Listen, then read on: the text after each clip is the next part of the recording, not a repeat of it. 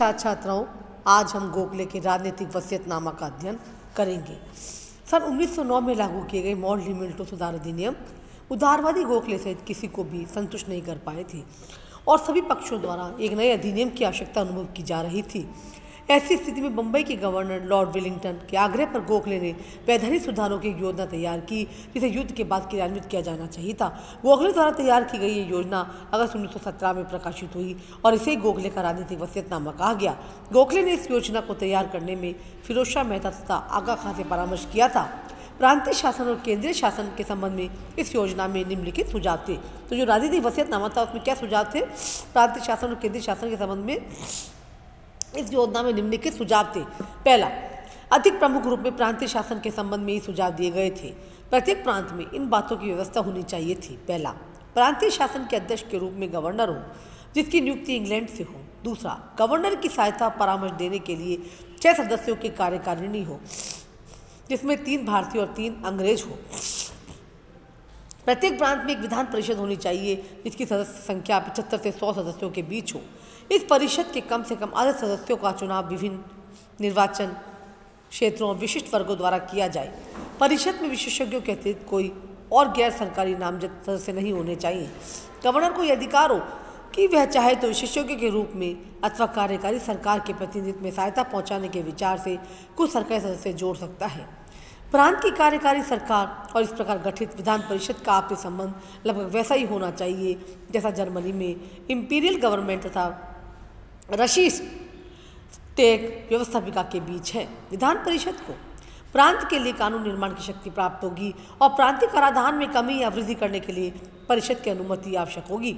इस प्रकार पुनर्गठित हो जाने पर विधान परिषद के नियंत्रण में काम करने वाली इस प्रांतीय सरकार को प्रांत के आंतरिक प्रशासन का पूरा कार्य भार सौंप दिया जाना चाहिए और उसे वस्तु से स्वतंत्र वित्तीय शक्तियाँ प्रदान कर दी जानी चाहिए। भारत सरकार के पास प्रांतीय शासन पर नियंत्रण का अधिकार अब नाम मात्र के लिए होना चाहिए जिसका प्रयोग वह बहुत ही कम अवसरों पर करे। प्रांतीय स्वशासन की यह योजना उस समय अधूरी रहेगी जब तक उसके साथ ये 2 काम न किए जाएं। प्रथम, जिला प्रशासन को उदार रूप दिया जाए। इसके लिए जिलाधीश के साथ अंशतः निर्वाचित और अंशतः मनोनीत छोटी जिला परिषदें जोड़ दी जानी चाहिए। दूसरा, स्थानीय स्वशासन का अत्यधिक विस्तार किया जाना चाहिए और ये स्थानीय संस्थाएं ग्राम पंचायतें, म्यूनिसिपल बोर्ड, तालुका बोर्ड और जिला बोर्ड अपने कर्तव्यों का समुचित रूप से निर्वाह कर सके। इसके लिए उनके पास पर्याप्त वित्तीय साधन उपलब्ध होने चाहिए। केंद्रीय शासन अर्थात भारत सरकार केंद्रीय शासन को प्रांतीय शासन पर नियंत्रण का अधिकार केवल नाम मात्र के लिए होगा। अतः सुझाव दिया गया कि विभागों का पुनर्गठन करते हुए केवल निम्न 6 विभाग और इस प्रकार 6 ही सदस्य होने चाहिए। आंतरिक मामले, वित्त, विधि, प्रतिरक्षा, संचार, रेल, डाक, तार, विदेश, इनमें कम से कम 2 सदस्य भारतीय होने चाहिए। दूसरा, केंद्र की विधान परिषद का नाम भारत की विधानसभा कर दिया जाना चाहिए। विधानसभा की शक्तियां बढ़ा दी जानी चाहिए और सदस्यों की संख्या बढ़ाकर प्रारंभ में लगभग 100 कर देनी चाहिए। विधानसभा में सरकारी बहुमत का सिद्धांत फिलहाल उस समय तक बने रहने दिया जाना चाहिए जब तक प्रांतीय स्वायत्तता के प्रसंग में की गई व्यवस्था का पर्याप्त अनुभव प्राप्त न हो जाए।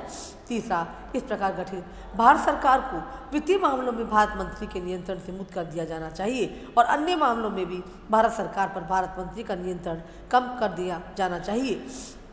भारत मंत्री की परिषद समाप्त कर दी जानी चाहिए और उसकी स्थिति धीरे धीरे उपनिवेश मंत्री के समान हो जानी चाहिए। अन्य सुझाव भी दिए गए कि स्थल सेना तथा नौसेना में अब भारतीयों को कमीशन अधिकारी पद दिए जाने चाहिए और उनके लिए थल सेना तथा नौसेना की शिक्षा का उपयुक्त प्रबंध किया जाना चाहिए।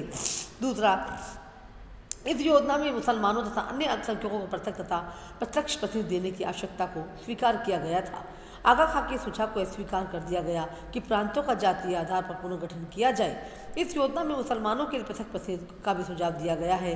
उसकी बुद्धिमत्ता पर संदेह किया जा सकता है लेकिन सामान्य रूप से यह योजना गोखले की राजनीतिक वसीयतनामा का परिचय देती है।